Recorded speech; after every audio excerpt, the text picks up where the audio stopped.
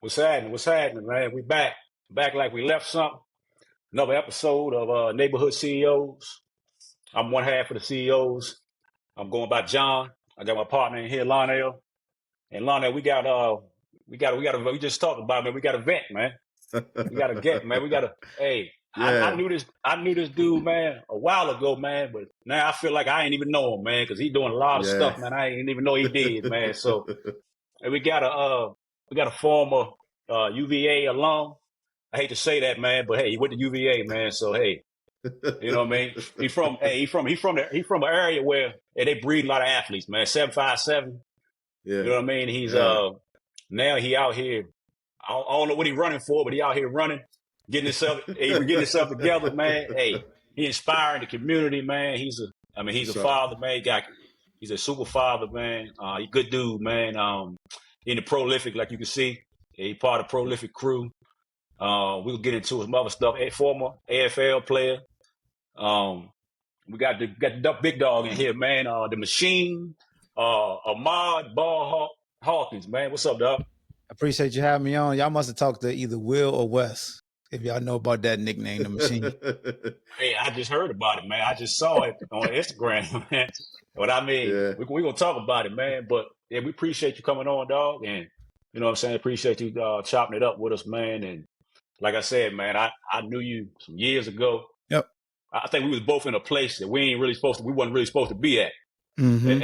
At a job, I can tell now that I don't think that was where you were supposed to be, and I don't think that was where I was supposed to be neither. So we'll get into it, man. But yeah, man. Like I said, we appreciate you, man, and we usually check it in, man. I don't know. I feel like you're doing great, man. But we'll ask you. Me and Lana always do it, man. How you feeling, man? So I mean, I'm feeling good. I mean, I think I put a post out the other day that a lot of times, just because we smiling doesn't mean we're not battling demons in the dark.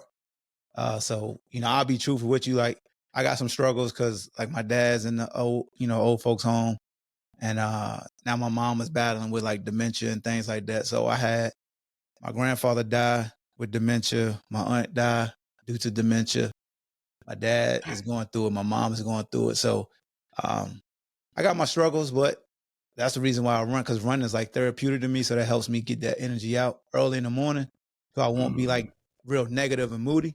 Hey. So that I'm doing, man, I'm doing well, but I'm not really doing well because I'm not.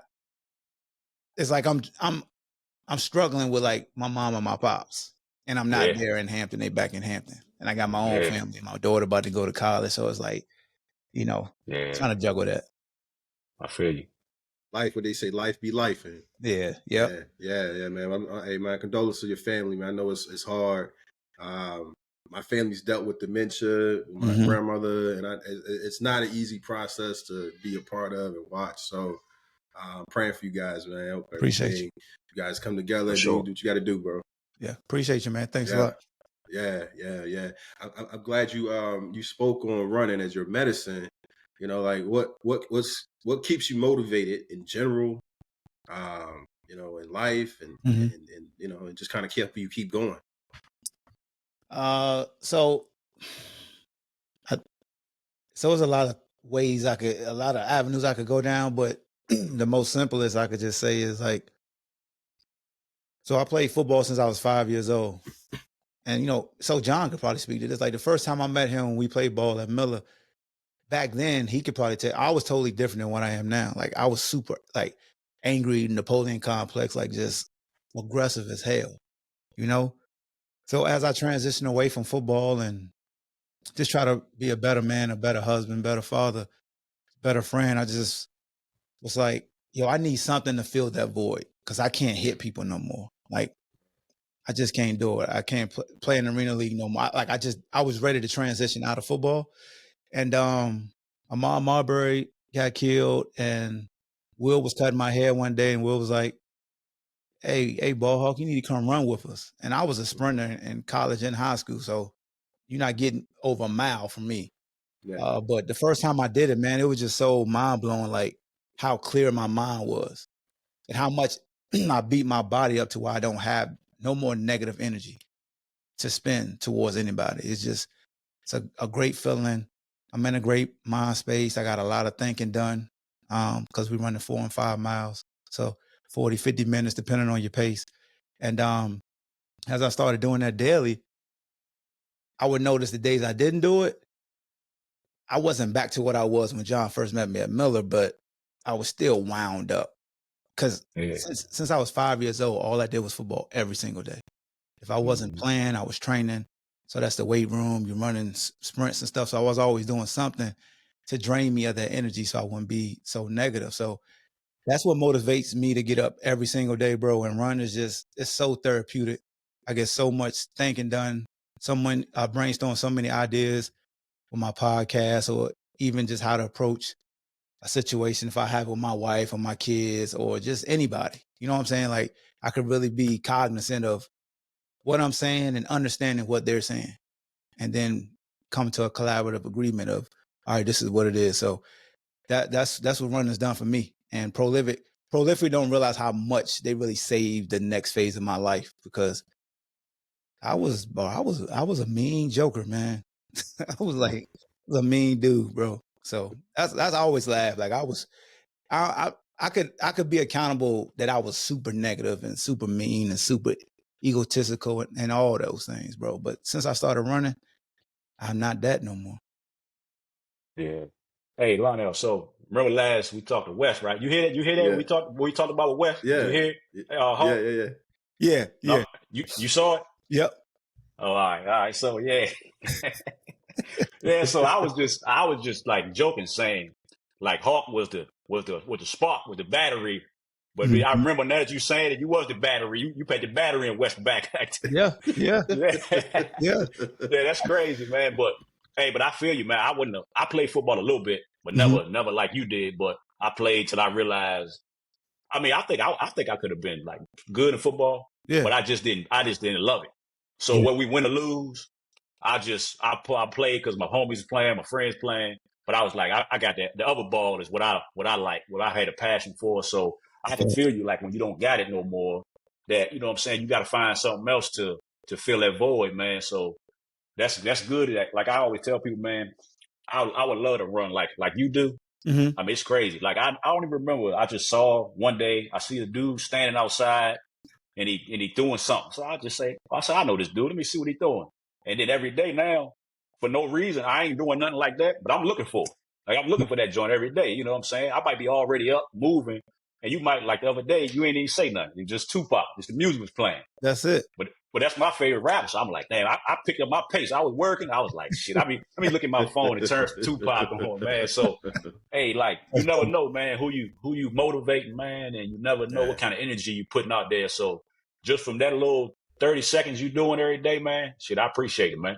No, I definitely just appreciate just that feedback, and just like, that's me at my purest form. Like at the end, like when I'm tired and I've been doing reps each mile, and at the end, just trying to provide some motivation, and it's all coming from a song. Usually something comes from a song and it taps into a memory. And like you, Tupac's my favorite artist, and Prolyfyck. Anybody Prolyfyck could tell you what Hawk listened to. He probably listened to Tupac. If not, he listened to Pusha T. Like, he's listening to those two guys. But they can tell when I'm listening to Tupac, because I get kind of emotional, because his songs really tap into like childhood memories and struggles I had and different situations I was going through. So just using that, man, because it's like you versus you when you're running. You know what I'm saying? And I always tell people, like, you was uniquely designed. Like, be the best you, because so many times, like, we in this podcast field, you guys got a great podcast, I got a podcast. It's not about competing with each other. Nah. It's like just being the best platform for what you're doing. And then I be the best platform for what I'm doing. And we collaborate and we have each other on as guests. And we bring, I bring my fans over to your podcast. You bring your fans over to my podcast. And everybody's collectively just enjoying the great material. Because, I mean, since we've been, like, we came up in sports, man, and it teaches you to be so competitive. And you just, like, you semi-hating back then, but you don't know it.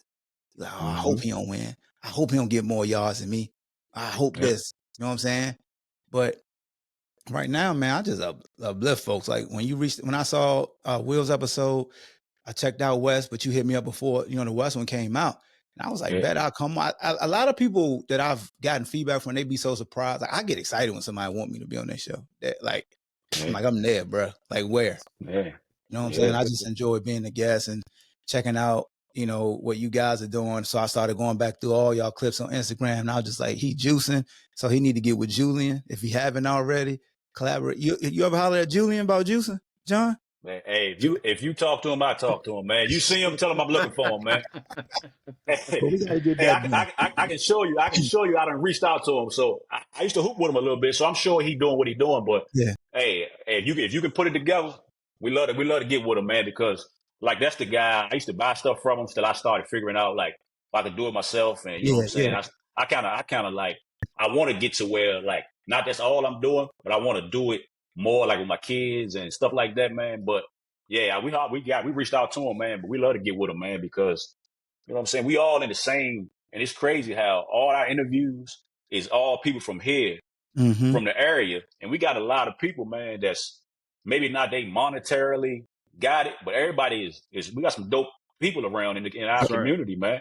I mean, we ain't even touched but 5 or 6 people, but it's so many different people, man, that a lot of people respect, a lot of people like look to for advice, for information. So yeah, man, we definitely anybody that's we willing to work with who willing to work with us, man. Yeah. No doubt. No, because like seeing your juicing video, not to get sidetracked, but how do you feel physically since you started juicing? I feel pretty good, man. But the only thing I try to have I was gonna ask you about it too. I read.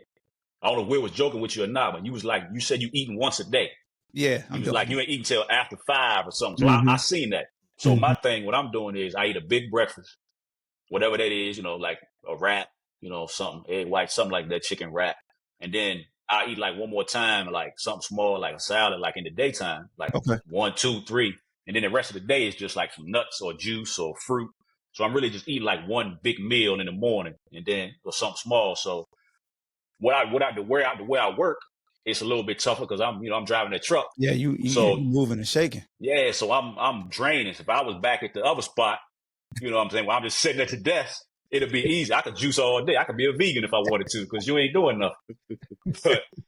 But yeah, I feel good, man. I wanted to just, not to say I look old, but I wanted to look better versus I wasn't really focused on how I felt. I was like, people saying, oh, it make your skin glow, makes you I'm saying anti-aging, you know what I'm saying? So I'm like, shit, I don't look like I'm 60, but I want to look like I'm 25 instead of 39. You know what I'm saying? So that was my initial thing. But yeah, man, I'm into it, man. It ain't as expensive as everybody was like, oh, it's too expensive to do it, but it ain't as bad as like, it ain't as bad as you getting prescription medicine every month for high blood pressure, diabetes. You know what I'm saying? So you got to pay for that. You got to pay for that. So if you spend you a couple, you know what I'm saying, extra dollars on your health, you spend it on your clothes. So, you know what I'm saying, they know, you know what I'm saying, it's a necessary expense. So yeah, I say that to say I feel good, man. Good. I want to get more into it though, but I feel good. Yeah, I have been so I've been intermittent fasting since 2016. So people don't know what intermittent fasting is. You fast at least 12 to 16 hours. So my window is from 2 p.m. to 10 p.m. And then I fast from, I don't eat anything after 10 p.m. until the next day at 2 p.m. You could drink like green tea. You could drink black coffee. Sometimes I get like them Bang energy drinks, and my homeboy who's a bodybuilder said, BCAAs break your fast, man. You got to stop doing that. But some days I be need something to pick me up. And then in the summer, I usually try to do OMAD, which is 1 meal a day. So I eat at like 5 o'clock. And I'll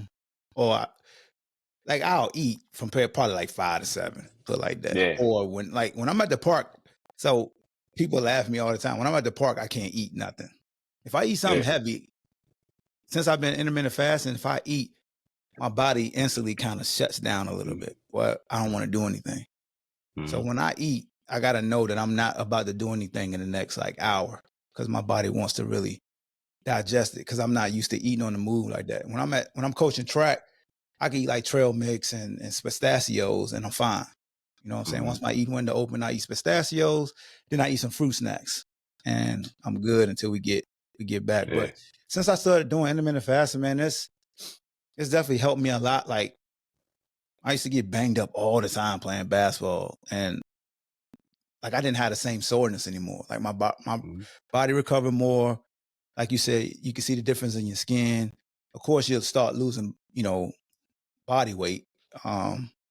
So it'll fluctuate. Like if I'm getting ready for a marathon, as I get closer to the marathon, believe it or not, you'll start gaining weight because your body wants all those extra calories. Because when you run a marathon, you burn like 3,000 to 4,000.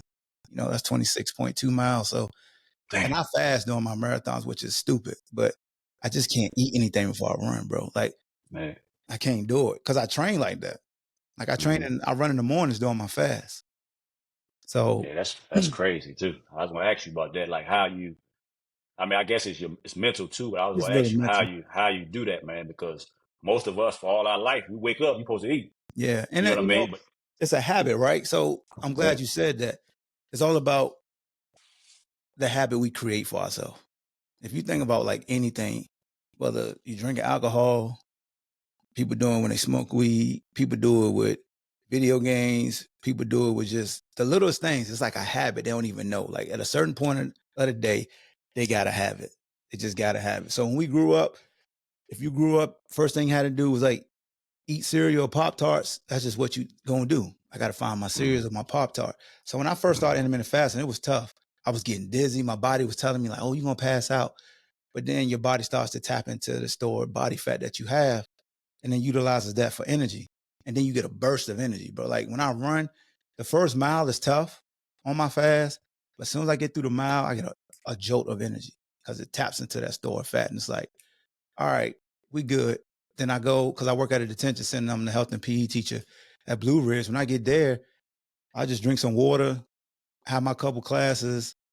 They could be eating snacks in front of me. So believe it or not, with me, if I'm hungry, I'll watch a YouTube of somebody eating. And that helps with my craving. It sounds crazy, but I'll rather watch a video of somebody eating something. You know what I'm saying? Then I'm good. But yeah, man, I love, like, initially I was supposed to intermittent fast maybe like twice or 3 times a week, but I just challenged myself. Like, how long can I want to make this my lifestyle. So that's just only day I don't fast is Sunday. I'll go eat with the family, some brunch after church or something, but majority of the time I'm fasting every day. Oh, that's solid. I didn't try intermittent fasting many times, and I can't control my eating through that window. You know what I'm saying? Yeah. Like, and so what's your tips on that? Like, so you're not gorging on food, like eating all you can in your eating window. So I would say if you could start off, don't start off trying to diet while you're intermittent fast. Like, do one at a time. Like, start just mastering the art of fasting 12 to 16 hours. Just master that. Get the 16 hours. Then when your window open, if you still want to indulge in the regular foods you was eating, that's fine. But believe it or not, your body will start to, like, your stomach will show it's full more than anything. Like, it will start to say it's full. Now, you may start to panic and feel like you got to eat because I ain't ate enough. But that's just our old habits kicking in. You know what I'm saying? Yeah. So if you start off just mastering the fast, eat the foods you want to eat, because that 12 to 16 hour window, man, you're allowing, your liver, all your major organs to fully work. They're not getting bogged down like every 5 or 6 hours with something, coming in, you know what I'm saying? Because I still eat Five Guys. I still eat pizza. Like, I love sweets. So I'm still eating gummy bears and stuff, but it's just, in moderation and things like that. That makes sense. That's good though. Hey, Lionel, before I gotta ask her, I thought you just had a bottle of Grey Goose just now. You had that bottle. No, you see, I was like, man. Yeah, I was like, we talking about fasting. He got the bottle turned. Hey, man. Hey, listen. I'll be honest. I'm on the other end of the spectrum than you guys. So yeah, I need to get myself right. I need a juice. Hey, man. Ain't nothing wrong with that, bro. Yeah, but I done did smoothie cleanses. I done did all types of, different types of things. So I got it in me to do it. It's just for me, man, I gotta get in the zone, man. It's like hitting that switch. Once I hit the switch, I'm good. I'm golden. But then it's like staying in that zone, So yeah, that's it, man. I gotta get my shit organized 100%. Hey, I be doing good. Like I think I'm doing all right. On the weekend, I'm looking forward to hey, I'm getting French toast. I can't wait. Like Sunday, I'm eating French toast. 'Cause that's my thing, the sweets. If it wasn't for sweets, I could be a pescatarian. I probably couldn't be a vegan, but I could easily do, you know what I'm saying? I could easily eat right. But then when it comes to the sweets, man, I got a bad problem, man. I'm the same way. My first marathon was in Virginia Beach. I don't know if y'all heard this story. I don't know if they took, because usually somebody always tell this story about me because it's nobody believes it, but it happened. So usually when people do marathons, they do races before, like a half, a 5K, all that stuff. I think I did the 4 miler and then I went right to just a marathon, right? So we in Virginia Beach. I'm back home. First half, 13.1, Will come up beside me. What's up, Ballhawk? I'm like, yo, I'm good. Like I felt good because I know I got to do 26. So I'm at 13.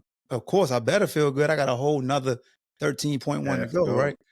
Yeah. So how we do it is Prolyfyck, where marathons, you got this app where it'll let you know, if you know everybody's bib number, where they at on the course. And since there's so many of us and we support each other so much, you'll start to see like different pacers just catching up with different people. Like, how you feeling? You need me to run with you for a mile or two?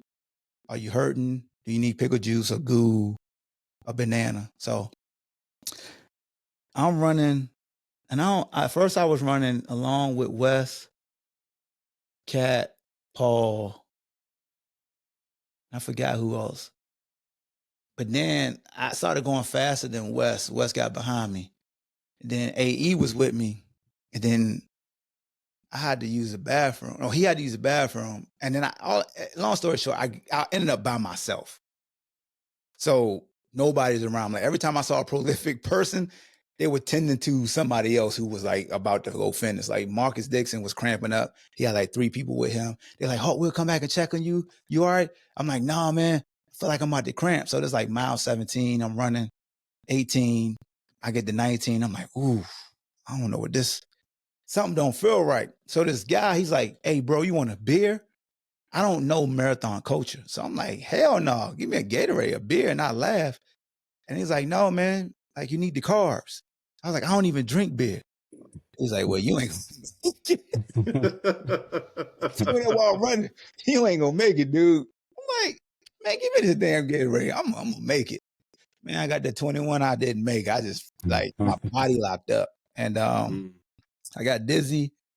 I was hurting, bro. And Joby, a guy named Joby came in and saved me, bro. Like he was coaching me up, motivating me. Like I was ready to quit. I was ready to tap out. Like, "Yo, can you call a golf cart? Like, I can't make this shit." He like, "Bro, you at 21, 22. You got 4 more.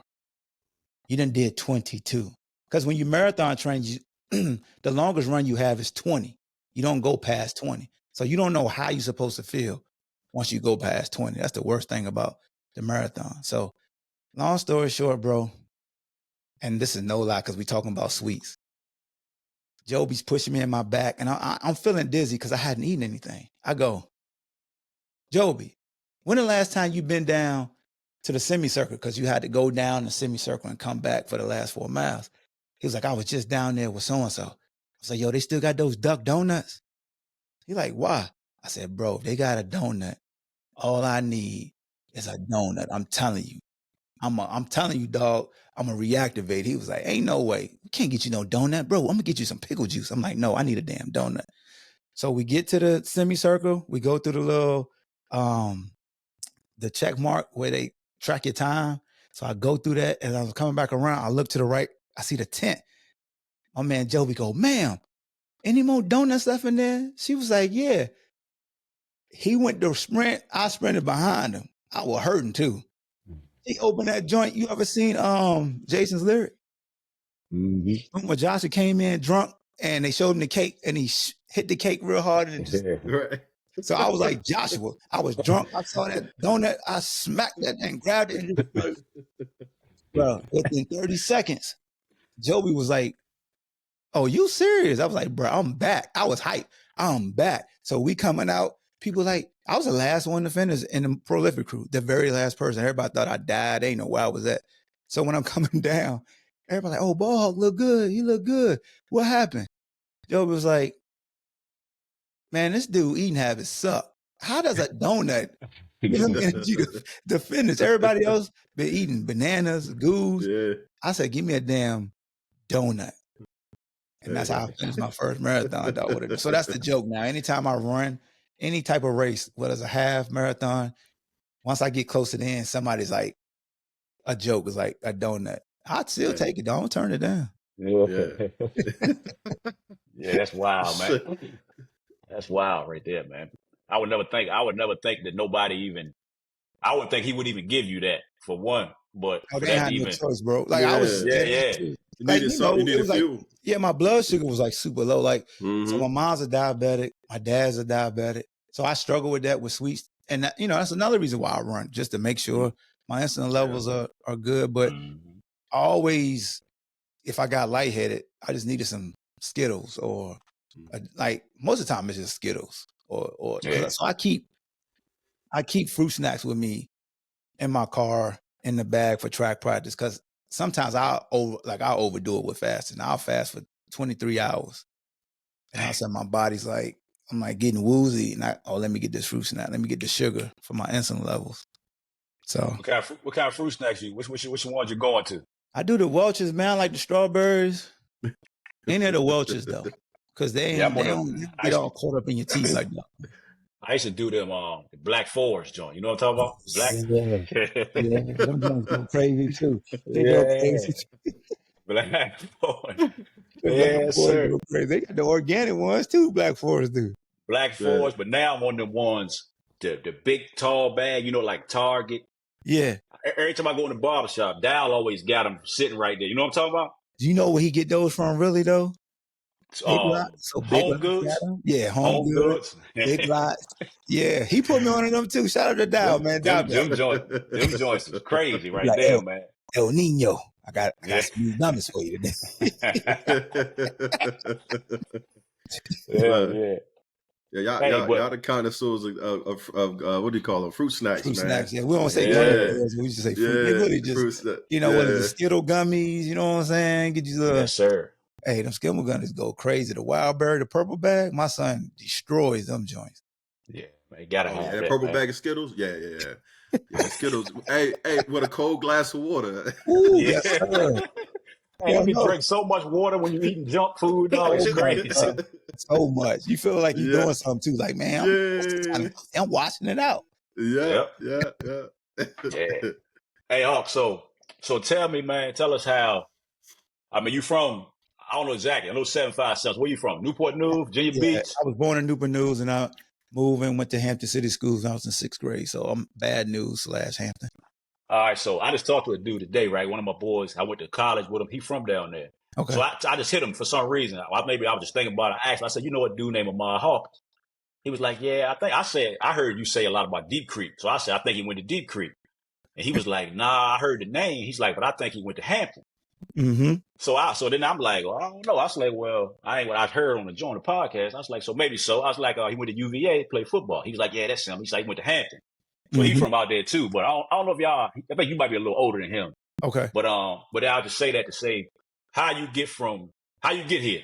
So you know what I'm saying? You started off, how you get here, man? I know you got a scholarship to play football, but how you get to Charlottesville, man? Through football. Like, as far as like UVA or coming back, I thought I left UVA. Oh, I didn't know you left. So how did you decide to come here from? Could you have went to Virginia Tech? Could you have went other places? So what was it like for you, just from where you coming from? Bad news, as they say. Getting to Charlottesville, and how you end up staying in Charlottesville. So I grew up Anderson Park, Little League, playing baseball, and then played at Doris Miller. Where Bubba Chuck came from. So Bubba Chuck was at Anderson Park, Aaron Brooks, Michael Vick. The list goes on and on. All of us, we played Little League baseball and football together. I didn't play much basketball until like 6th grade. I still didn't. I played from 6th grade to 10th grade. I wasn't really a basketball player. I could play pickup, but I couldn't go left back then. So I was like, I'm done. Yeah, I never could go left. They could do layers with their left hand. But I started getting recruited. I moved to Hampton with my grandmother because my mom was going through some stuff. She moved to Richmond with my aunt Puddin.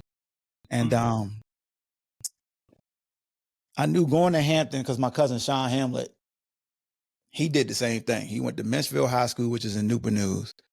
And then his last 2 years, he went to Hampton. Hampton High School was known as being a football powerhouse. And if you do well, you'll probably get a scholarship because the counselor's going to work with you. Head coach Mike Smith has a lot of like pipeline coaches where he could talk to them like, hey, I got a kid. You know, even if it's not a big time school, you're not going to pay to go, you know? So went to Hampton, played with the great Ronald Curry, and had a very good like high school career. Was an All-American wide receiver. I was like the first undersized receiver in our area to really like dominate. Like I was a tall receiver. And then Percy came and did what I did and blew it out the door. Like people love to say like, Hawk Percy was just like you. I was like, yeah, he's like 2.0. He was faster than me, more explosive than me. Like that's how the game should be. It evolves. Yeah.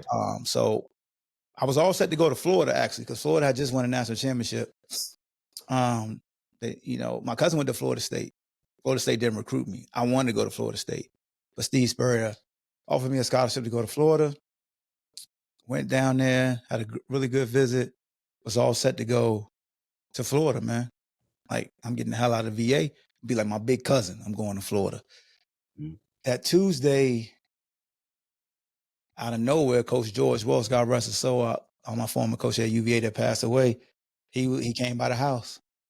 And he was talking with Big Mama. Big Mama let us sit in the living room. We got the den and the living room. The living room was where the plastic furniture was at. That's right. Christmas tree when it's Christmas time, eat your Thanksgiving dinner. So she let him sit on the good furniture. That was like, whoa, because she never let no recruiter sitting on the good furniture. So that's when I was like, something up. Like, why? Like, first of all, I didn't know he was coming. Second of all, we sitting in this room. Third of all, she got the great barbecue from Carolina, the greens, and we call them hoe cakes, which is fried cornbread. She got like a special dinner for like cooking. And he talked to me about coming to UVA, like a last ditch pitch. He left. I was like, I'm still going to Florida. And I remember she came in my room. She was like, baby, if you go all the way to Gainesville, Big Mama ain't gonna be able to see no games. Like I can't make that ride. I can't ride down there. Like the Peach Bowl, and we played the MicronPC.com Bowl versus Illinois in '99, and that was in Miami. And that ride was rough for her because I rode back with them. And I just remember how rough it was for her, how many times we had to stop. You know what I'm saying? So when she said that, I changed my mind, just went to UVA, man. Came to UVA, fell in love with all the guys that played here. Still got a lot of brothers that I played with, like Thomas Jones and Wally Rain, Anthony Poindexter, Aaron Brooks, B.I., who's a coach at Albemarle right now, Marcus Hagan. So did well here. Went and played for the Chiefs for a year, then went and played NFL Europe and Telltale Germany, won a World Bowl championship there. Then played arena for 10 years. But my wife, who I met while I was at UVA, she's what they call a townie because she's from Charlottesville. She went to CHS, played basketball. They was like 27-1 her senior year, lost in the state championship. She was doing an internship at UVA. Then she went to Longwood. While she was at Longwood, we still dated. I would go down there every weekend because that drive wasn't bad at all. And I got traded in 2000. I got cut in 2007 at the camp. I was a salary cap cut. And I got picked up by the Nashville Cats. And she had to stay in Denver with my daughter, who was young, like 1 year old. And it was rough on her. Like she would go to work, pick up my daughter, go upstairs in the bedroom and just lock the door. Like, because I had never not been there.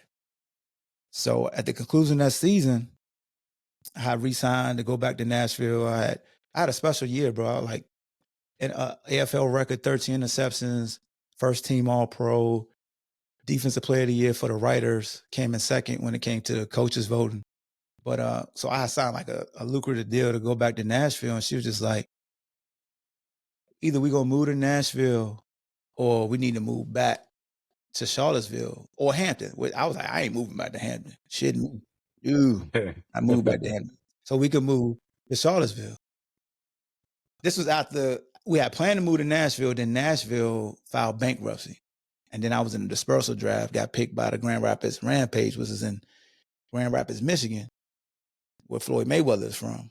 And my wife was like, I ain't moving to no damn Michigan. I was like, I don't want to move to Michigan either. So we moved back here to Charlottesville in November 2007. And that's how I got back here, bro. Like my wife, it's funny because I was just talking to somebody and it was like, yeah, I was a townie. I was like, that was the word we used to call people from Charlottesville on campus. Oh, you are a townie, meaning you from here. So I married a townie. And that's why I'm here. Oh, yeah. And this is my home. That's what's up. Hey, you the townie now, ain't it? Yeah, I'm the townie. Because I always catch myself, bro. Like, as much as I love 7x7 through and through, I had a talk with Wes, man. I was like, you know what, Wes? Yo, I'm from Charlottesville now. Like, when dudes say, like, when we doing the Tonsil League or the BCBA and these other leagues be like, oh, y'all Charlottesville dudes are soft. Initially, I'd be like, I ain't from Charlottesville, but then I'd be like, wait a minute, they're my brothers. I'm from Charlottesville, though. You talking to me too. Because they'd be like, oh, 757. Like, nah, bro. I done been here a long time. I'm from Charlottesville now. Like, I'm 434 now. I'm from Charlottesville. Yeah, Wes said the same. He said the same thing. You know what I'm saying? He said the same thing. And I guess Will say the same thing too. So yeah, man, we here, and that's the thing, man. Because Wes is he has a platform that he's a leader in that political world, which I never get into that because y'all think sports is cutthroat. Like politics is crazy. Yeah. But I never want to make it seem like I'm an outsider trying to do something even though I'm not from here. You know what I'm saying? Like, if that makes sense. Like, I want people that's from here to be the catalyst and the face of great movements. You really do want that. You want that homegrown person because they know way more than I know. You know what I'm saying? So anytime I'm trying to support any type of movement here, I always make sure I remember, like, yo, if somebody's from here and they really know what they talking about, like, fall back. Like, let them have it. Like, this is their hometown. Like, like it's nothing wrong with being selfless and like you got that. Like, as much as you may think my face might do more, like, bro, you really from here. It hit different. You know what I'm saying? I think that's a real thing, but it's dope that you guys can step in and be a voice, be and providing so much, right? I think Prolyfyck is dope, right? I mean, it's a lot of community in that. It's a lot of community in trying doing a Tonsil League. It's a lot of community, a lot of things that you're doing to bring the city together. And I don't think, man, all the years, I don't think I've ever seen a city together like this, you know. And I'm from Savannah County, so I've always been an outside looking in, more or less. But to see positivity in Charlottesville the way it is now, it's good to see that our people coming together and being together and having something positive. Because back in the day, it was always like, something in Charlottesville should get shot up or something. You know what I mean? That's always kind of was like the energy, you know. So, yeah, man. So now it's good to see what's the movements and the community that's happening now. Yeah, and it's been a long time coming. Cause like just even my story in the sports entertainment world, like a lot of people don't know. Once I moved back, I started working with like Jerry Miller on NBC 29 for his show. Then I started doing WINA with Jay James. And then I was doing like the UVA pregame show. And this was all the same year. I started in 2008, 2009. And for like 10 years, I didn't receive any type of monetary gain. I didn't get any payment. Nothing. Like, just off the love and just trying to sharpen my tool. Well, I think what really got me into the realm that I am in now, like really showed me like what my future was I learned about the BCBA. Shout out to Damian Banks, Snakes. I learned about the BCBA. I go play 1 year. And the team I was on wasn't very good the first year. Then the second year, I had a really good team, went to the playoffs and stuff. But in the midst of like doing the playoffs, Snake will always hear me I would commentate the games. I would just talk like, oh, Rio, there go Rio. He passing to Clyde, pump faking, shooting the three. Like I'm having fun with people. Mm-hmm. And Snake has a mic and he just does this to me. Here. I'm like, what's that? He was like, try to MC the games. It's like, what? He was like, yeah, try to MC the games. Like, do the same thing you're doing. So I started doing that, doing the playoffs that year. And then the very next year, Snake was like, can you do all the games? So I would play with my squad, and then all the rest of the games I would MC. Once I started MCing the BCBA games and making up nicknames and guys, like what showed me the microphone is powerful when guys started taking the nickname that I gave them and putting it on the back of their jersey, or making it their Instagram handle, or putting it on their Facebook in between their names. Like, all right. Or dudes getting mad because they don't like the nickname. They like, yo, you gotta come with a better nickname. Yeah. But as I started doing that, got a 92.7 Kiss FM and did like a sports / hip hop show, which I had never seen anybody do. And I started out bad. Like, I remember my Facebook group was crushing me. And T Smith, being who T Smith is, like tagged me so I could see the comments. And I'm getting mad in my feelings. I'm like, F y'all hating. And dude was like, yo, you just trash, bro. You just trash. And I kind of took a step back, man, because I used to have to get up at like 5 and go up there and record it before I was at State Farm. So I was doing that before I went to State Farm. Yeah. And I sat back, bro, and I listened to the first 4 shows, because this happened on a Thursday. So I went back and listened to the first 4 shows. And I was like super like robotic. Like Dwight Howard had 10 rebounds. He also had 25 points. Orlando Magic won. Next up we got, and after this break, so it was just like robotic. Yeah. So I remember going in to record, and one of the boss people was in there, and they was like, hey man, this ain't working. Like, I don't know how long we're gonna be able to do this. So I was just like, all right, I was pissed. I said, all right, I got something for you. It reminded me of Martin.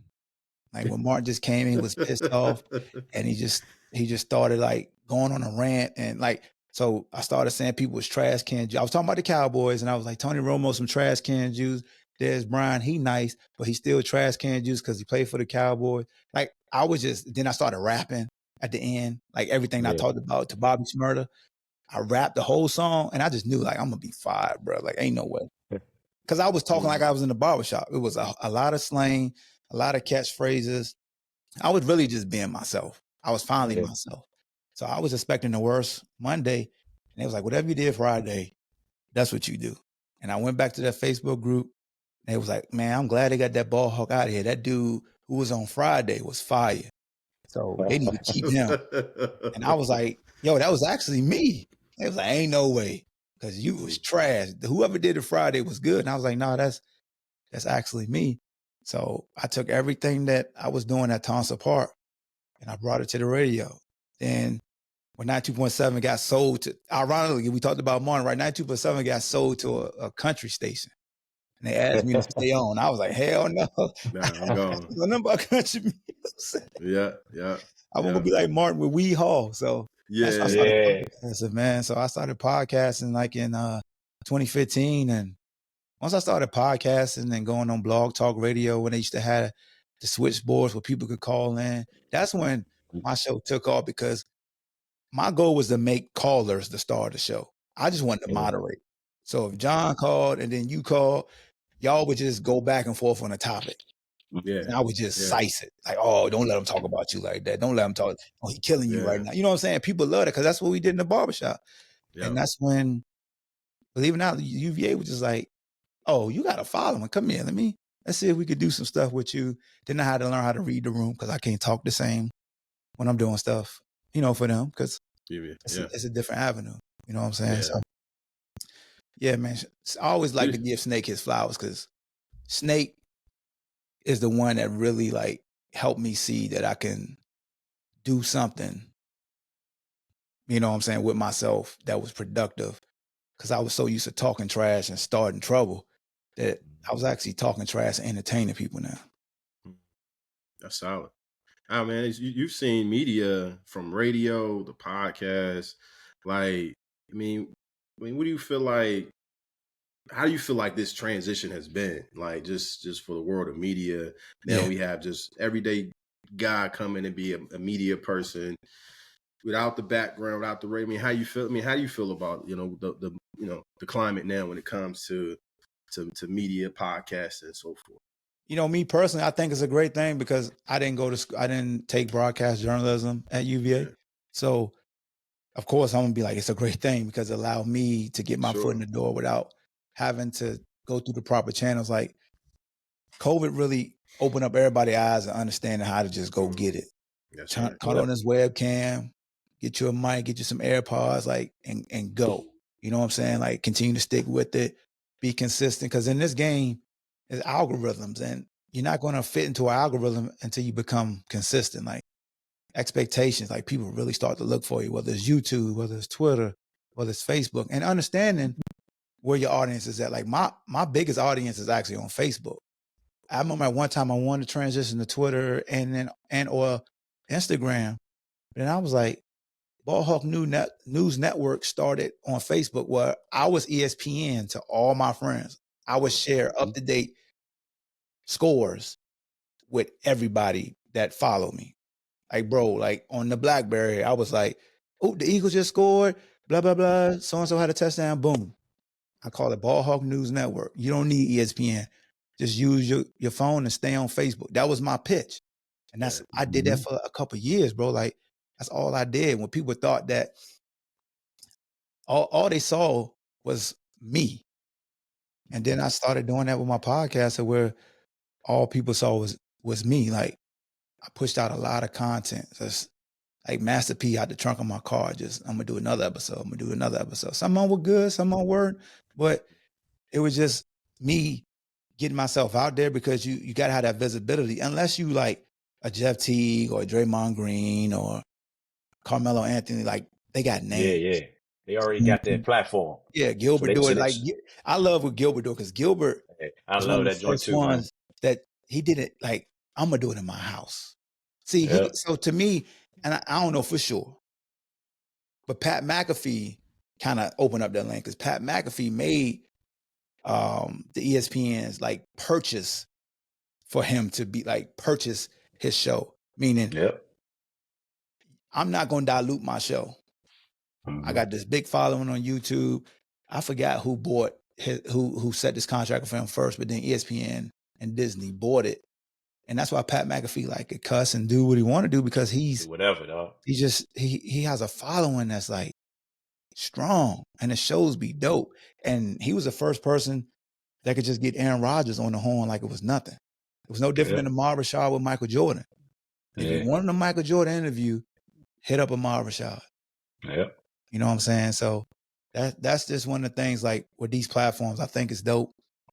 You understanding your lane, understanding the people that you want to talk to. Because as you said earlier, John, like this city has so many outstanding like leaders and people with dope stories that you could come to that park on Thursday or Sunday, Townsend Park, and you could just be like, oh, I'm going to get them out on the show. Oh, I'm going to get them on the show. Because there's a lot of powerful folks from Charlottesville that just be in the park that a lot of people don't know. You know what I'm saying? I just told him a couple of days ago, I was out there, you know what I'm saying? I said, I talked to Hawk. We said we good. And I was like, I ain't talked to her. I said, I started to check her out. I started to talk to her and her mom, but Mo Johnson. Yeah, I was like, because I mean, this ain't the lane that she's in, but it's just like young talent, young legend. Like she a legend in Charlottesville. But she was just sitting out there, you know what I'm saying? But it was like you said, man, we just out there doing nothing. And they probably ain't, it might be a couple hundred people out there. But you're right, you could talk to it's 5 or 6 people you could pick out and they got a story to tell that somebody want to hear. Yep. It's just like, even with Mo, a lot of people don't know Mo, every Sunday during the BCBA games, she would sell Gatorades, like some homemade cookies to help pay for her AAU fees or some shoes. And she was hustling. Her and her mama, Jessica, was out there. And at that tent with her brothers and sisters, like, since she was like young, you know, when the story came out when they wouldn't let her play with the boys, and then the New York Liberty invited them to a game, like, her story is phenomenal. That's the same little girl that was hustling. She just went out here like, I'm good at basketball.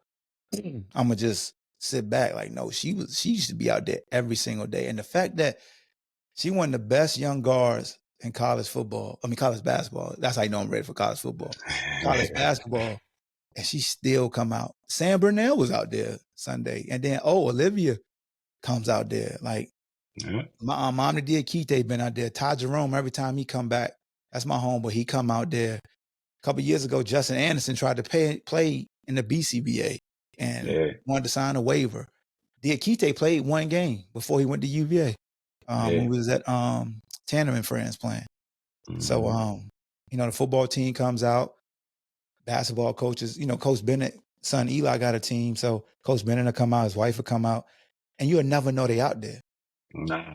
You know what I'm saying? Like, you'll never know any of the football coaches is out there, because it's just, that's what they want. It's the community, man. That's what I love to see. That's why I love being on the mic and looking around. It's like, last week when you was at the game, I had the referee because he was double duty, Lionel. He was double duty. He had a whistle. He was blowing a whistle, man. Yeah, I was letting them mug each other. They was like, come on home. I was like, hey, bro, I'm letting you do it too, right? So stall me out. Yeah. Yeah, man. But damn, Hawk, man. Hey, I ain't know, man. But we got them. Hey, listen, man. We got the Eagles. Yep. Man, you got the Lionel. Hey, just relax for a second, Lionel, because he a Cowboy fan. So but that's it. I said the trash can juice thing. You got hit me hard, man. But you know what? When you said Tony Romo, I can't even argue that. Dez Bryant, you tripping on that? No. That's why. Remember, I caught myself. I like Dez when he played for the Cowboys. I actually like Tony Romo when he played. Like, when y'all wasn't making him throw the ball. Like, when DeMarco Murray was there. Y'all had a really good season. Then I like him in the booth too. I think he do a good job. Oh yeah. No, absolutely. But I mean, them guys don't win, man. You know, we trying to just let you playoff. Down, man. You know what I mean? That's. I feel like he didn't curse the Cowboys, man. Like that. That got the same energy, man. They get to a certain point and they don't show up. Fumble at the goal line. You know how it goes. Interception. Yeah, all these numbers. Y'all got two very good corners. That's basically ball hawks. Like, they go get the rock. Like Ron and Diggs. And Diggs was hurt, so Deron went crazy last year. Yeah. Yeah, what I was gonna say, we got the Eagles, we got Tupac, and we would have been 3. You'd have went to Florida State. We'd have really been. I'd have had your jersey on today, man. I had your jersey. Yeah, man. That's my squad in football. Yeah, but see, I got a different, because I ain't go to UVA. I was D2 in West Virginia where I played basketball. So I ain't really both of my brothers, one like Duke basketball, one like Carolina. So I just picked one back in the days. I think I used to like Ed Cota. I used to know back around the time. So that's why I picked Carolina. So then in football, so in football, I used to always see Charlie Ward and Peter Ward. So that's why I rock with them. I ain't remembered. I ain't even know till years, like Randy Moss was supposed to go there and all that. But he was there. So I do a funny story about Peter Ward. He's a monster, man. I wore 9 in high school, and I'm on the first time I saw him because I was at UVA. Well, he was already at Florida State though. But when I finally got to see him in person, they came here in '97 and beat the hell out of us. But he had got in that trouble, so we had people with shackles in the stands and stuff. Man, this dude took like a quick smoke route. Smoke route is just you line up outside, snap with the ball, you just turn, and you catch it like right at the line of scrimmage. And he did that pressure lay like 4 times on our defenders and scored. And I was just like, dang. He, like, seeing him in person, he's crazy. Out, bro. I was just like, Yo, that's P. Dub. Like, Hawk, lock in, man. Like, Yeah, man. hey, He might be one of the best college players that ever like play college, dog. Yes, sir. Number 9, that's back when they wouldn't let you have. You didn't have no names on the back. You buy a jersey back then. Ain't nobody name on it. Nobody know who you got unless you tell them. But hey, I was heavy on that, man. I was heavy on them guys, man. I heard you say something about I was listening to you earlier. You was talking about something. You was talking about Florida State, like when you in the hole with like Devin Bush. You know what I'm saying? So that's when I was like, that's when I took me, because I didn't really know like when you played. I knew you played, but I wouldn't. I always liked UVA football. I ain't never have a problem. I like Aaron Brooks back when they had those guys. Yeah. The basketball team, I can't do nothing with them. I can't do nothing with them. But hey, you know you can't do nothing with them, Hawk. Hey, you were supporting them, man, but that ain't your brand of basketball, man. Nah. But anyway, that brand of basketball helps with the type of players they got too. It masks a lot of like weaknesses they got. If they played faster, they probably wouldn't win as many games. Just because you're a basketball guy. The one thing that saves Virginia is they don't give up a lot of like easy transition buckets because of like a quick shot or it's a long rebound, and they don't allow you to run. Yeah. So that can weigh on you. But going back to Florida State, man. Yeah. Devin Bush. Damn, who's the other backer? First of all, Boulware. Was it Peter Boulware? Peter, yep. No, Boulware was gone. Boulware was gone. Derek Brooks? No, Derek was gone. He was cousin Sean. So my cousin Sean Hamlet and Derek Brooks are like best friends. Okay. Yeah, Boulware might have. Nah, it was an inside backer. Okay. I know he had gold fronts, and that like had me shook. It wasn't he probably that age. Ernie Sims? I think I don't know. I don't want to lie. But I remember he got gold fronts. I know he got gold fronts. I remember Bush was there. Yeah. Bush got me and didn't try to get me. I just remember he, just kind of clubbed me. And I was just like, yo, this is, I ain't going back in there. But I scored my first touchdown against Florida State, ran a slant right on Tay Cody. Shout out to Tay, man. He had a good career over in Canada. Mm. So, but yeah, man, that was my claim to fame my freshman year, being able to say I scored. Every time I played Florida State, ironically, I had a good game. I don't know what it was. Like my senior year when I moved to DB, and Chris Winkie was the quarterback, and Snoop was their star receiver. I picked Chris Winkie off. So yeah, Florida State, man, they ain't come get you, boy. Snoop, Snoop, my boy. Me and Snoop was in KC together, and every time I see Snoop, is always love. Like you talking about a little guy, like weight wise, and just was crazy. Like his ability to adjust to the football was crazy. Yeah, that was my squad, man. That was my squad back then, man. We couldn't tell me nothing right then, man. I mean, shit, they was it. Them, Miami. I mean, they was running it for a while, man. They was, bro. Sure. Yeah, hell yeah.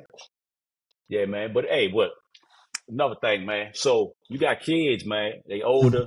So I mean, I know I see your daughter. She run track. Yep. I don't know if your son do that too, but how is that, man? You know what I'm saying? Seeing your kids, they got that 757 gene in them, man. So how's that? Man, it's been like fun to watch. Just like my daughter started playing soccer for the Soka organization at 5. So my daughter was born in Denver, and my son was born here in Charlottesville. And just seeing her,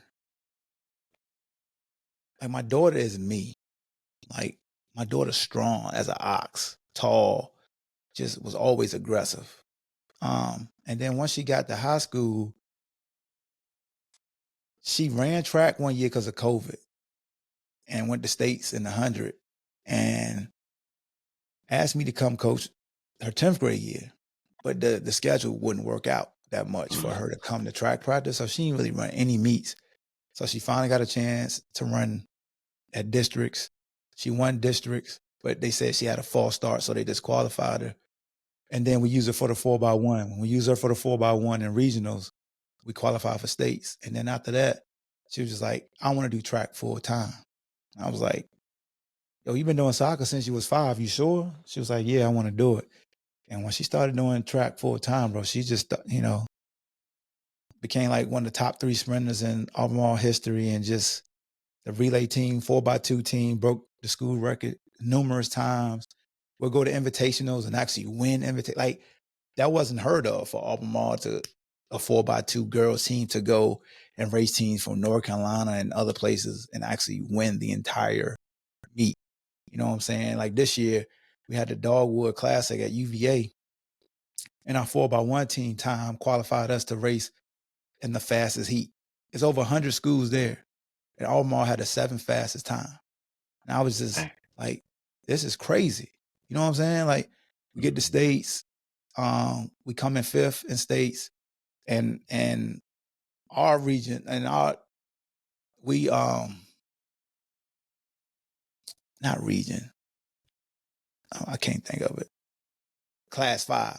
We class 5, so it's some hyenas there, you know? Mm-hmm. And for us to come in 5th, because Albemarle's known to have distance runners. Like our distance, like cross-country team and our distance runners, like they be crushing. They're not known to have sprinters. So that was just my main thing. And my daughter helped kind of get that ball rolling. Now she's going to JMU in August. She's going to do cybersecurity. She's going to also do track, but she want to take a semester where she's just focusing on academics. Then my son's going to Albemarle. He plays soccer full time. He played football 1 year and did a great job. Like, I didn't want him to play running back, so I was an offensive coordinator, so I had him at slot receiver. Yeah. And he fought me for about 5 weeks, saying, I want to play running back. And I'm like, I don't want you to get hit, son. Like, I was just nervous. I don't know how my dad did it, bro, because I couldn't watch him get hit. Yeah. I put that joker at running back, man, the last 4 games of the year. When I tell you that joker was going crazy. I'm talking about just a human joystick like Dante Hall out there. I was just like, yo, he really good. Like, my daughter has more top end speed than he does. Like, my daughter is like a Hemi engine. Like, she rev up and she go. With him, he like quick as a cat. He just quick, light on his feet. You know what I'm saying? So with him preparing for high school, he's just gonna do soccer still. He might do some indoor track with me, but how Soka Elite, he's part of Soka Elite, and they travel and stuff.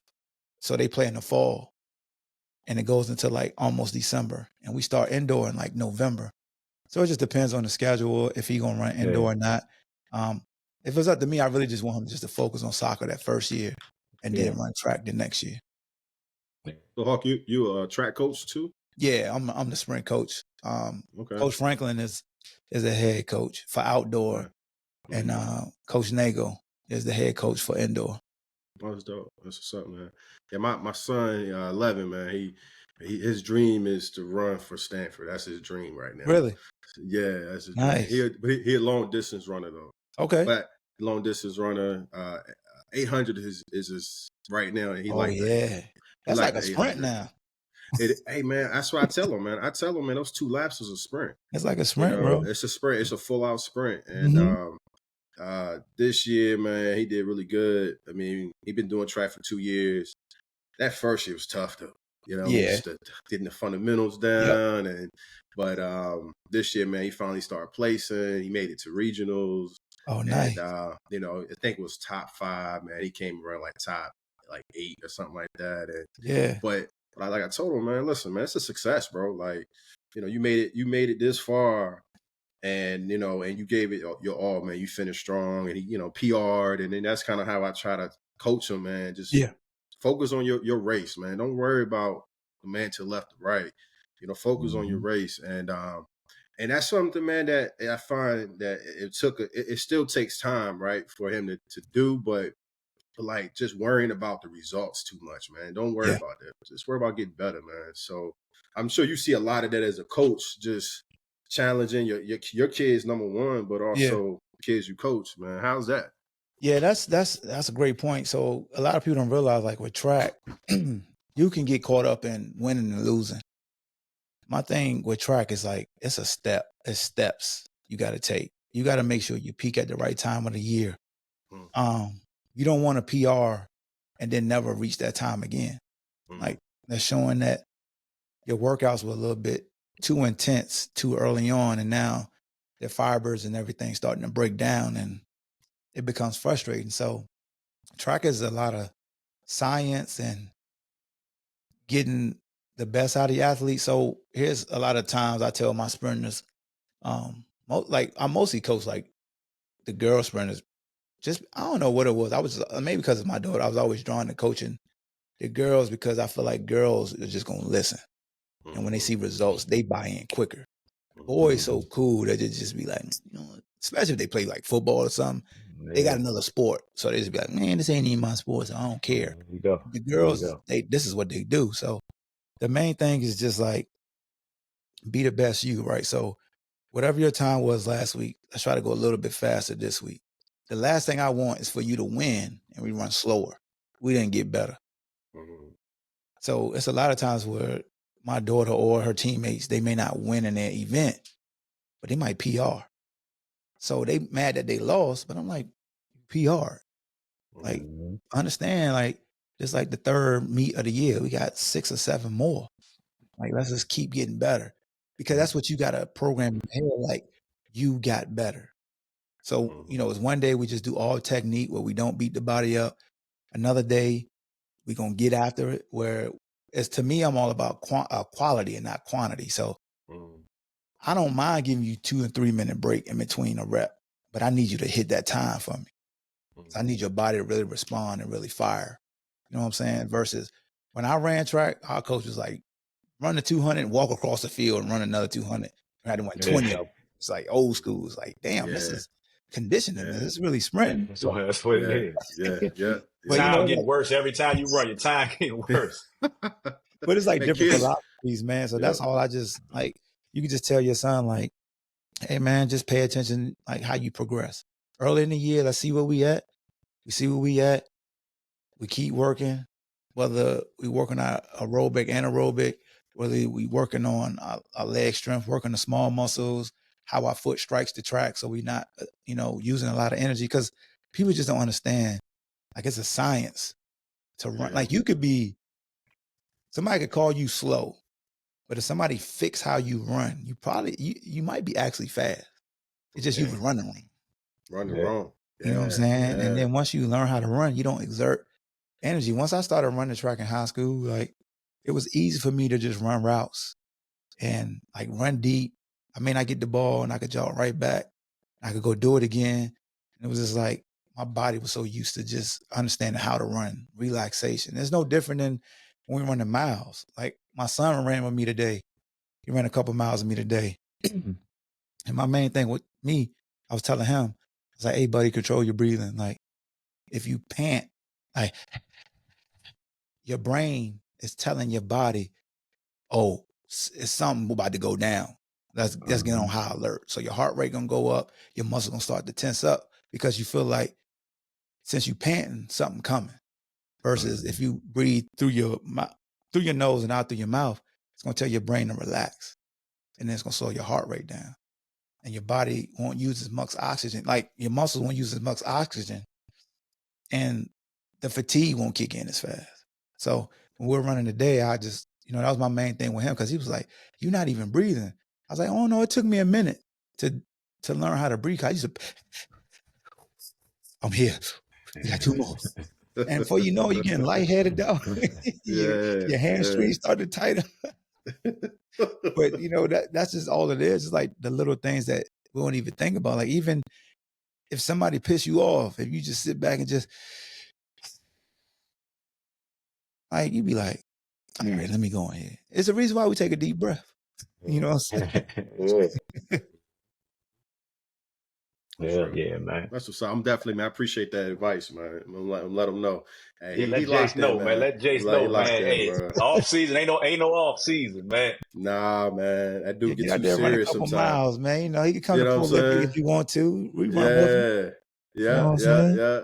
Hey, man, listen, man, real quick, right? So let's say how locked in he be, bro. Like, he went to my mom's for the little summer, went to my mom's to the country, right? Get that country living, right? Yeah. So this dude, he forgot underwear and socks, but he had two 10-pound dumbbells with him. He forgot his underwear and socks. Priorities. He had his priorities in check. Yeah, priorities.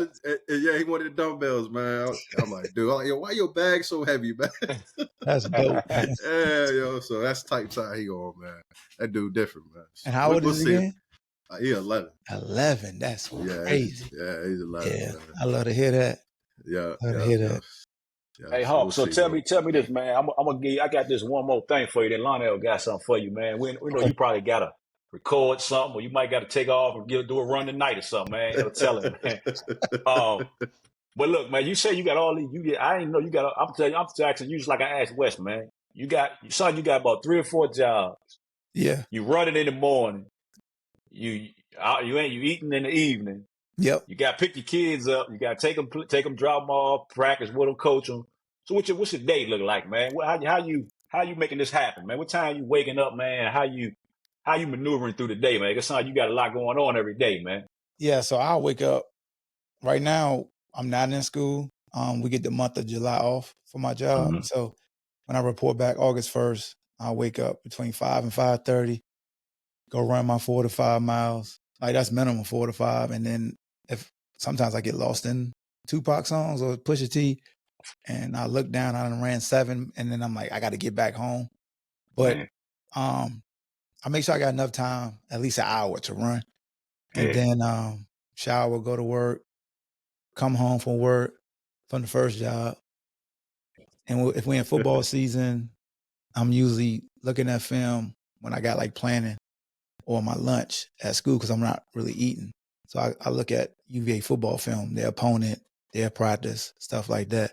And I'm preparing my podcast, like a preview podcast. Or if they played that Saturday, I'm doing a recap that Monday if I haven't done it Sunday. Most of the time I do it Sundays. But I usually come home, and this is during the fall. So my wife usually is dropping my son off for soccer. So my daughter wouldn't have anything in the fall. So that will allow me that's why I do majority of my podcast episodes. Like I'm podding when I get home, whether I'm writing or maybe just being here practicing and thinking, because I'm usually thinking. Like a lot of times, you ever remember when MCs be like, I don't listen to nobody else's songs, and you be thinking they lying? I understand why they don't do that now, because you should look at like First Take and Undisputed, First Things First, listen to Chris Candy Show in the morning, which that's my homeboy, C Squared with UVA. Yeah. But I found myself not looking at them because I don't want them to like cloud. Yes. I want to do my show and how I'm going to talk about certain situations. Now, unless it's like a snippet that I'm going to just combat on my show, I'll do that. But yeah, and then UVA, they want me to like record something for Red Diamond Coffee and Tea, one of the sponsors. I do like a preview clip for them that's like 60 to 75 seconds to where we previewing like keys to the game. And that's usually blasts on Twitter and Instagram and Facebook. And then if I got to do radio spots for different shows, people want me to be guests talking about UVA football. So that's like usually every day, like wake up at 5, get home. And the fall is a little bit easier because I don't have track practice. But the weekends I'm gone. I'm with the team. Like right now, I got the color analyst job in a booth with the radio team. So I'll be traveling to every game now. I'll be in the booth with the voice, John Freeman. So I'll be doing every game. I used to do some games from the sideline. It would be just games here and there. But so this year I'll be traveling every away game, doing every home game. Home games, I was doing the in-game football analyst while I would be on the Jumbotron. And I had a segment when before the team ran out, I would preview the game and, do my little bit. If I had like some jokes or something, I'd do that. And then I would do the highlights at halftime on the Jumbotron. But now that I got this job, it's just pure talking football. So it's just studying, watching film, giving breakdowns, talking to players. Like that's my whole week. And I got to do different things for the radio broadcast team. Like little snippets, like 60-second snippets for the sponsor, like giving out game balls and things like that. So that's what my days look like. In the spring though, like the winter and spring is work, practice, podcast, sleep, work, and because track is track. I do track from November to June. Yeah. Once that start up, ain't no breaks. Hey man, I'm learning that now. Go ahead, John. My bad. Yeah. No, I was just talking about the track, man. That track schedule is vicious, bro. Hey, you can't catch this guy. Hey, I be waiting on him, man. He got something going every time. Mine's still young, so mine ain't traveling yet. They still small. They ain't moving around yet. All day. They start at like 8, and you won't get back until 8 o'clock at night. Yeah. That's a lot, man. Hey. Nah, go ahead, John. I mean, I feel that all day track life, man. I'm just glad the season over, man. Buddy. Yeah, they still got Junior Olympics. That's this weekend, and you know, I got out of like 3 weeks of practice because he didn't make it. So I'm like low key, like low key, you kind of happy, like you know what I'm saying? Yeah, man. Yeah, buddy, get that top 5. Looking at that damn calendar, like But we almost in August, from November to August, one season. That's crazy. Yeah, man. That's wild. But all that stuff, Hawk, that's all on the Ballhawk show, or that's something different. Like all that stuff you doing for podcasts, you saying for your personal thing, or that's just for your UVA? Oh, so some of that's UVA, some of it is for my podcast show myself. So I got a split in between. Like I'll have a day where I do UVA football assignments. So I do stuff for them. Then Tuesday it'll be just dedicated to my show. So I'm talking about NFL and other sports. Bronny James. Yeah, Bronny James. I'm reading the room. Like who the hot ticket? And that's who I'm. There's some Petty Hawk going back, and we're gonna cause some more trouble. But right now, so I got in a partnership with Believe Network 2 years ago, and we're relaunching another show called Believe in Virginia, and that's gonna be for my all Virginia content because they wanted me to break them apart because a UVA fan that's thinking like, oh, it's a new podcast and it's my uncut where we cuss and stuff. It's like it's a disclaimer, like, hey, this is uncut, this is the barbershop. This ain't UVA. So if you're UVA, so they was like, why don't you just have 2 separate shows, like Believe in Virginia, where it's all UVA content, and then when you do your uncut live streams and you want to upload it, it's the Ballhawk show. So I'll be starting to Believe in Virginia actually the start of August. That I'll drop that first episode where I'm just talking about camp.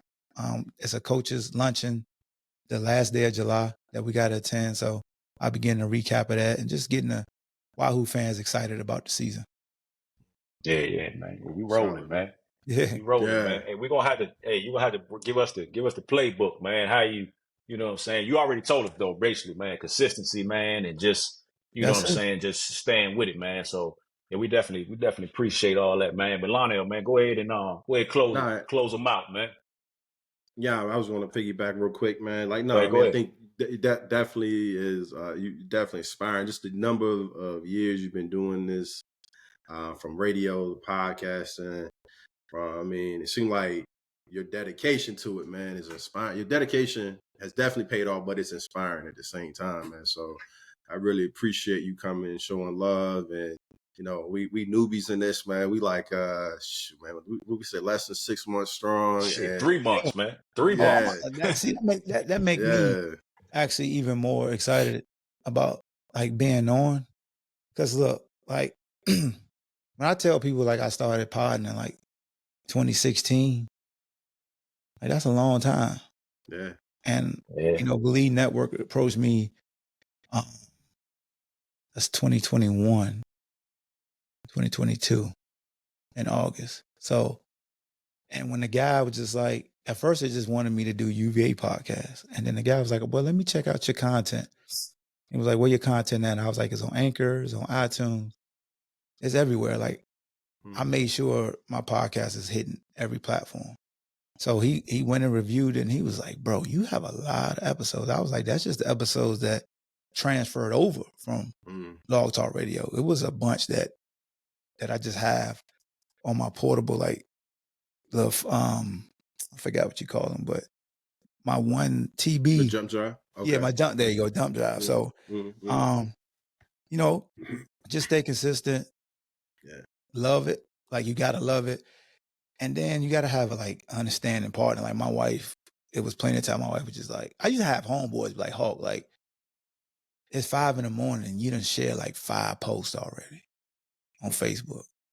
Like, what your wife think about this? And some nights she'd be like, yo, get off that phone, put the phone down. Cause you know, you just get so tapped in on it. And once, you know, I build my, like, once people understood the times they would probably see my stuff, that made it easier for me to like, all right, I could take a step back, or I can afford to take a step back. But initially when you do it, you do got to go in and make sure all the moving parts understand like, yo, I really want to do this. I really want to get locked in, whether it's every Monday or every Tuesday. Like you got a set day if it's every other Tuesday or every Monday, Wednesday, like just something to where people know. Cause you like you guys, like one thing y'all do that y'all ahead of me that I still don't do, the snippets. I'm not good at that. Y'all good at that. That 60 to 90 snippet. You know what I'm saying? Real. I still don't. That's one thing I struggle with doing. I have these 2-hour episodes. I just throw them on the podcast and believe like, yo, can you cut some of this up? And I should be like, nah. You know I'd be like, nah, I ain't doing it. Because I know a lot of truckers, they be wanting those long episodes. But UVA stuff, now this year, I'm gonna be doing reels because I would never do videos. I would always do audio. And then it came to me, they was like, yo, we really need you to do video. Everybody's doing video. If you want to take the next step, do video. So y'all already ahead of the curve with the reels and y'all on video. I started on audio. So I'm just starting. I mean, you see the green screen now. I just started like really getting comfortable doing audio, especially because my show, I'm solo. So if I'm talking UVA football, I might be reading stats. So I got to get in the habit of maybe having like a graphic plan or something, because people, you got to grab their attention. That's it. You know, that's why in sports shows, you see the ticker, you see them go to a highlight with somebody talking. That's hitting your impulses. Like, ooh, what's that bright color? Ooh, what's that running? You know what I'm saying?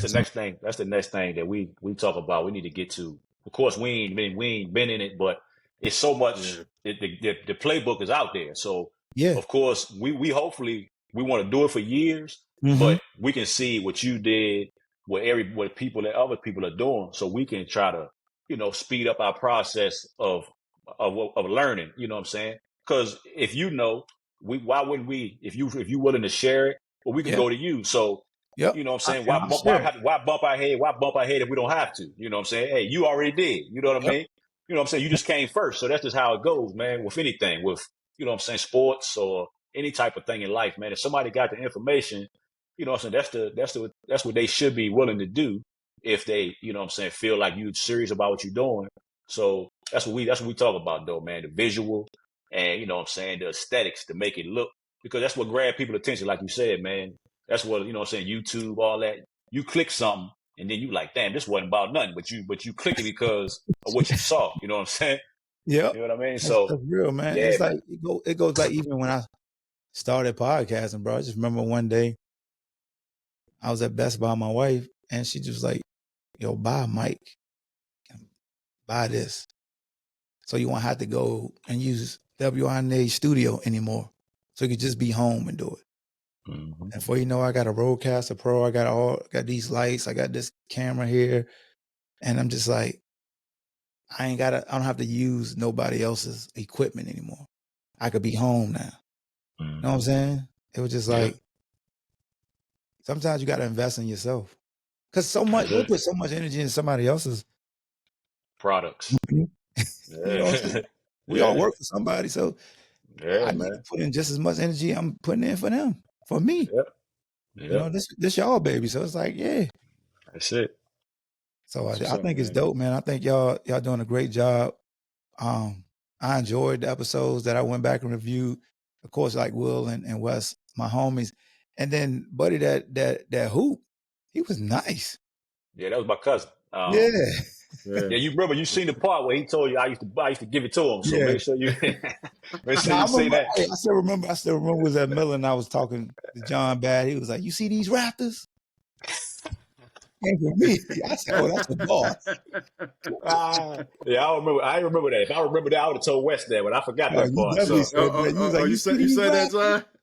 I'll remember that. But I probably did though. He But the said it. thing about Lionel, ain't no champ. We ain't win no championship. So all of them was like runner-ups.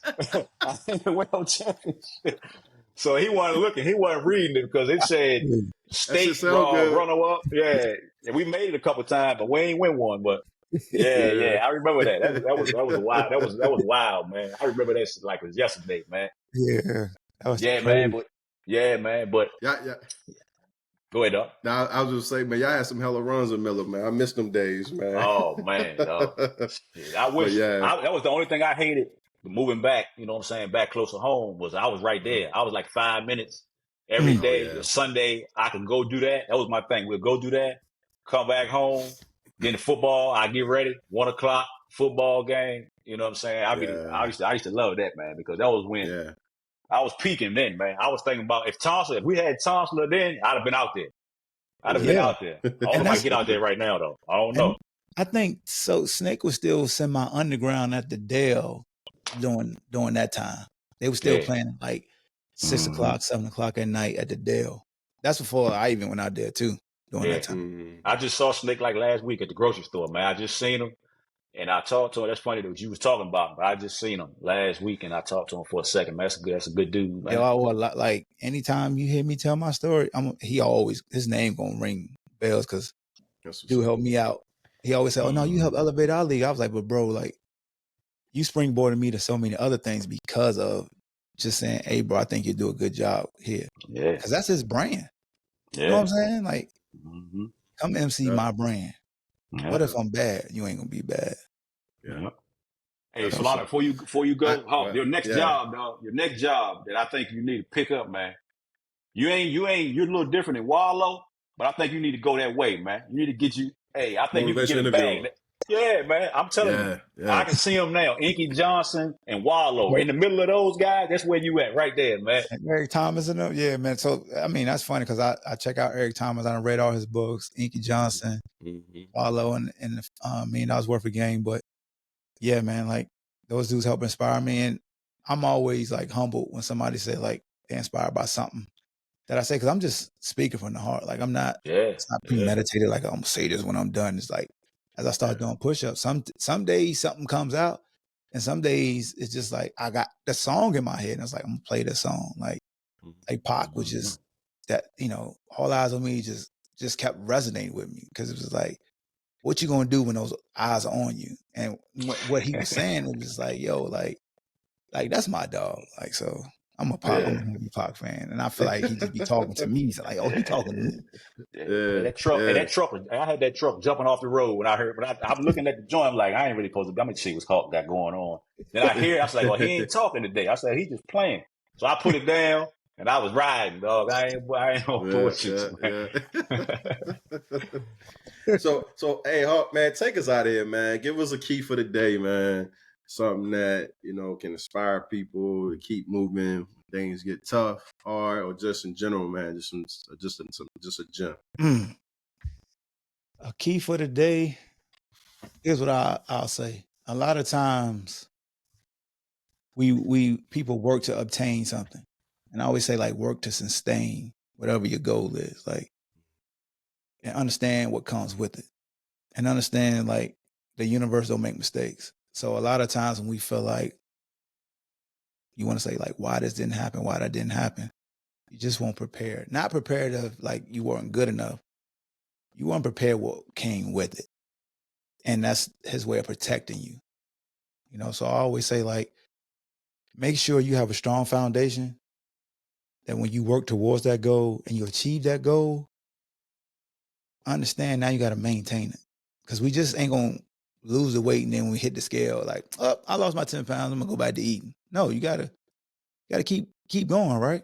It's no different. You get that promotion. Once you get that promotion and all the responsibilities that come with that, it's like that work ethic gotta continue to enhance. So that's why it's like these daily challenges to just reach that threshold of understanding that when there's resistance, like greatness is right behind it. So go ahead and kick the door down that day. Then understand, like, tomorrow I'm going to have to do it all over again because greatness going to move. You already met him here or she here. He or she ain't gonna stand in the same spot because you know where they at. You got to go on that journey again. And once you really embrace the journey and embrace the process, that's when you truly become great. Like, truth be told, once I really enjoyed just working, whether it was in football or just doing my podcast, when I could just do it and then it feel like work, it's like, yeah. You know, that's when you be looking at something like, yeah, it's about to pop. They don't even know it because they just working. You know, you getting up, whether you juicing, whether you just watching what you eat, and it becomes secondary, and you just like, it's nothing better. So, you know, I usually break down Prolyfyck on Fridays. I always say, good is the enemy of great. Be great in everything that you do. Never let nobody tell you can't do what you set your mind out to do. Whatever you tell yourself you can do, you're going to do it. If it's negative, you're going to do it. If it's positive, you're going to do it. But you can't just be telling yourself something like, man, I'm going to go out here and run 15 miles and you ain't never run. That ain't going to happen. I'm talking about when you're honest with yourself. Yeah. When you're honest. And if you fail, you didn't fail. You just learn. All right, what do I do? I got this. You know what I'm saying? So just fall in love with the process. I feel like you fall in love with the process. Sustaining the goal is easy because Eric Thomas always say, you build a solid foundation. Somebody could take everything away from you and you won't panic because you know how to build it. Nobody just gave it to you. You built it from the ground up. You just build it again. You feel what I'm saying? You got a huge following and somebody erase your platform. You ain't gonna panic. Hey man, we back. You ain't bought no followers. You earned them. So everybody gonna be scrambling like, yo, where John and them at? Where neighborhood CEOs at? And then as soon as you pay, oh, yo, they here. Hey, yo, everybody make sure you follow. And then the numbers gonna run right back up because you set a foundation. You didn't cheat the process. So that's just my key, man. And the last thing, too many times we'll see somebody achieve their goal or granted their blessing and we don't celebrate it. That can block yours if you don't celebrate theirs. If you selfless, like, hey man, good job. There's nothing wrong with telling somebody, hey yo, great job. Hey man, I'm proud of you. You know what I'm saying? So I made it a point at the beginning of the show to let people know, like, I was an asshole to John. I'm happy I'm on the show. Because I'm not that dude no more. And I can show him I'm not that dude. And he laughing, but he know like this little joker. Yeah, but I don't even remember that. I don't even remember. I never labeled you as that. I just remember that one occurrence. But I don't remember. That's crazy that you tell it that way because I had more issue with Wes that day than you because I don't remember. That was crazy. That's just been on my. You know what I'm saying? I was like, my spirit. He was like, yo, right to wrong. Yeah, I'm gonna tell you, man. We did these. Hey, Wes, he was big coming through for Jessica. She was the first one. We had Broadus. Lionel knew Jessica Broadus. I kind of hollered at y'all, you, Will, and Wes. Hey, but this is my favorite one, dog. I ain't gonna play. I ain't gonna hold you, man. Just because, like, I just knew you, but then I see, like, this is a different dude I see. I ain't remember. I remember State Farm. You there? I see you break room. You know what I'm saying? You a little bit more stocky back then. Yeah, but I was like, I just remember, like now I see where we both went different directions. I was like, damn, we weren't supposed to be there, dog. Like, I bet you, he was like, damn, this ain't what I'm supposed to be doing. So now to see, like, you know what I'm saying, the new you or the real you, whatever one you want to call it, man. Hey, I just, it's solid, man. And, hey, I'm rocking with you, dog. For whatever you got going on, man. Hey, I'm with you. Same as well, man. I appreciate you. And it's just, just us finding our path and just believing in taking that step out in faith, man. Like when you transition into something new and you worry, it's okay initially because we're human. It's like, yo, man, the creator got something for you. Like, just go. Just put your head down. Don't be afraid to work. And during your journey, as much as you may want something, like, let's let it happen when it's supposed to happen. Because when it's supposed to happen and it hit, you're going to be ready. But if you rush it, you can't fast forward. Because when you fast forward, you miss all the information that got you to that scene. That's dope. You don't know why Kane got killed right there. Like, why he saving the kid? Who was that dude shooting Kane in Men's Society? You done fast forward through, you know what I'm saying? Them stumping them out. You don't fast forward, man. Just you got to play cards right, man. Remember that? Remember that song? Yep, play He your said, cards. he said if you rush and you manhandle, you be manhandling. You know what I'm talking about? You know what I'm talking about? Yeah. That's a bar, yeah. Yeah, that's what he said. Yep. That's what he said. Hey, that's a Biggie guy right there. So, you know, that's my man, Yeah, but he's a Biggie guy. So like you know, Biggie, Hawk. Yeah, but you know, Hawk, that hit him up. We wasn't messing with nobody when Hit 'em Up was out, man. Everybody was getting it. Yeah. Hey man, we apologize. You know what I'm saying? Hey man, hey man, hey. But you know what, man? Hey, Biggie put that with the "Who Shot You," man. I think that struck a chord, man. It did. Hey, but you know what though? I'm on the winning team now. I'm on the winning team now. Yeah. Oh yeah. I like Biggie though. I've been fucking with him. But yeah. Hold on. Cause your boy John, hell no, Lonnie. Go ahead, man. Go ahead. Go ahead. Hey, I'm gonna ask y'all a question. He a Drake guy. Oh, hey, Hawk, chill, Hawk. Hold on, man. This joint supposed to have been over 5 minutes ago, man. I got a question though. So back at y'all. Go ahead, Hawk. You like Biggie and Bone or Tupac and Bone? What song? Bone and Biggie, baby. Yeah, I gotta go. Oh, Biggie. hold on. What Tupac and Bone? What's tell me? What's that one? Doom, doom, doom. Nah, I probably like the Biggie one better. I like the Biggie one better. Yeah, I like the Biggie one better. Joint was violent. Yeah. I like the Biggie one better. Biggie joins a melody. You know. Yeah, that's me. I like melodic. I like the. That's why I like Drake. I like the melodic. He's a Drake guy. But listen, man. I told Will already, man. So I told Will, if anything that they say he doing, I'm out. I'm out of here, man. You know what I'm saying? So if anything he got going on, the more I listen to Kendrick, the more I realize that he's talking about the people around him more than Drake. I don't really think he's saying Drake. I mean, it's funny, but the more I listen, not like us, he's talking about the people around. Yeah, maybe. Yeah, maybe so. Hold on. Hey, man, you old school, bro. Like what they used to say, man. Birds of a feather. Y'all finish it together. That's dead ass, though. Hey, I ain't got no new guys in my circle, man. And that's it's gonna be edited, man. We editing all this out, man. But you know what you gonna do. Man. Hey, man, but yeah, man. Oh, appreciate you, dog. Everybody, appreciate y'all watching, listening, wherever you at. Make sure y'all like, share, subscribe. Make sure y'all share, subscribe. Ballhawk podcast, and hey, make sure y'all follow. If y'all need something, pick me up in the morning. You got to get at Ballhawk on Instagram, man. It might be somewhere else, but if you need it, if you got struggling getting out of bed, Hawk he'll get you together, man. I'll get you up. Yeah, dog. We appreciate you, man. Yes, sir, man. Thanks, Hawk. This was dope, man. Yes, sir, man. Hey, we'll get with you. CEOs, man. Appreciate y'all, man. Love what y'all got going on. All right, thank you, bro. Peace out. Appreciate you, man. Peace.